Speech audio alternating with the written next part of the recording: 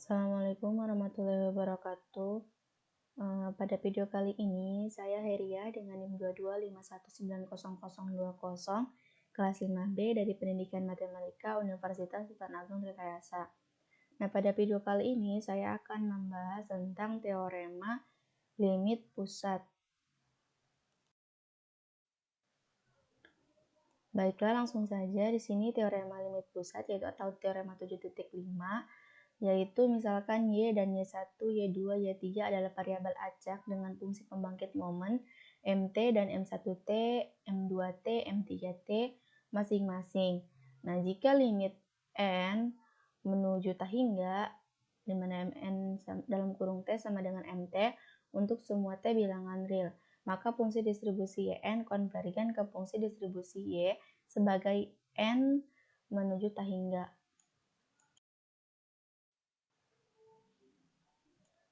Nah, buktinya yaitu kita menggunakan teorema 7.4.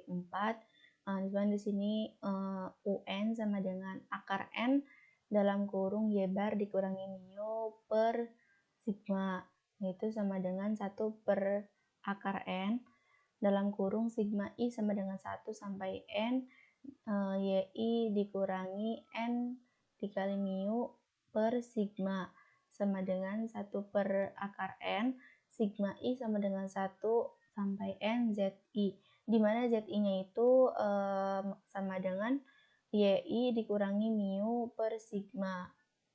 Nah, karena variabel acak YI adalah independen atau bebas dan terdistribusi secara identik, di mana ZI I-nya itu sama dengan 1, 2, 3 sampai N, yaitu saling bebas dan berdistribusi identik dengan E dalam kurung ZI sama dengan 0 dan V dalam kurung ZI sama dengan 1. Nah, karena fungsi pembangkit momen dan jumlah variabel acaknya itu bebas dan adalah produk dari masing-masing fungsi pembangkit momennya yaitu M sigma ZI T sama dengan MZ1T dikali MZ2T sampai dikali MZNT sama dengan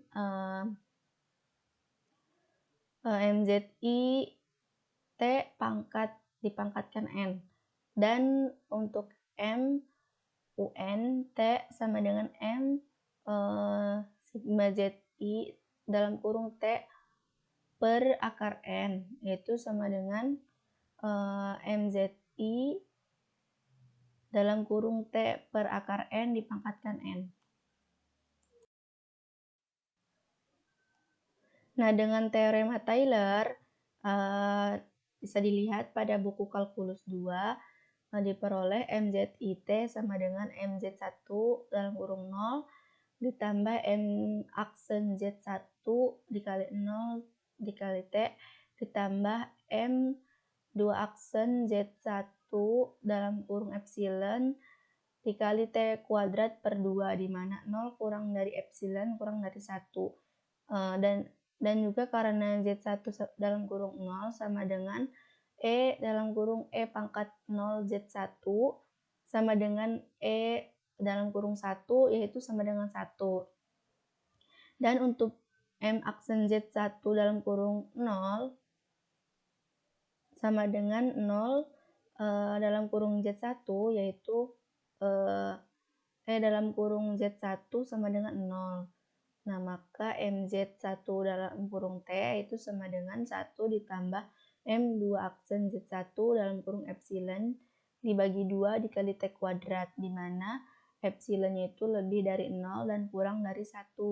Nah, karena itu MUNT sama dengan 1 ditambah M2 aksen Z1 dalam kurung epsilon N dibagi 2 dikali dalam kurung T per akar N dipangkatkan N.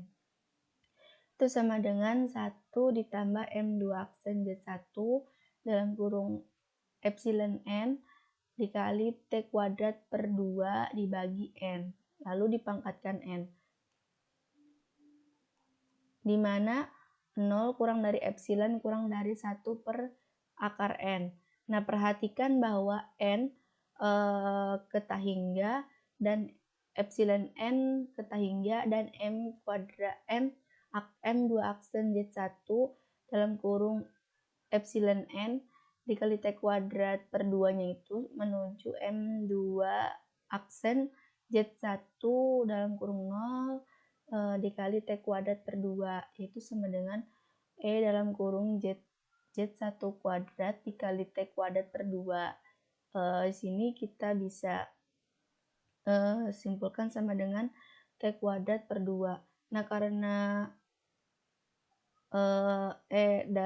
dalam kurung Z1 kuadrat sama dengan Pi Z1 sama dengan 1, maka di sini Z1 kuadrat itu kan 1, jadi 1 dikali T kuadrat per 2 jadi sama dengan T kuadrat per 2. Nah, ini diperoleh dari sini. Nah, ingat bahwa jika limit N menuju tak hingga Bn, yaitu sama dengan Bn, sama dengan B. Nah, kemudian untuk limit N menuju tak hingga dalam kurung 1 ditambah Bn per N dipangkatkan N, yaitu sama dengan E pangkat B. Nah, ini yang terakhir, di mana limit N menuju tak hingga untuk MUN sama dengan limit N menuju tak hingga ini dimasukkan ke sini. Jadi diperoleh E pangkat T kuadrat per 2.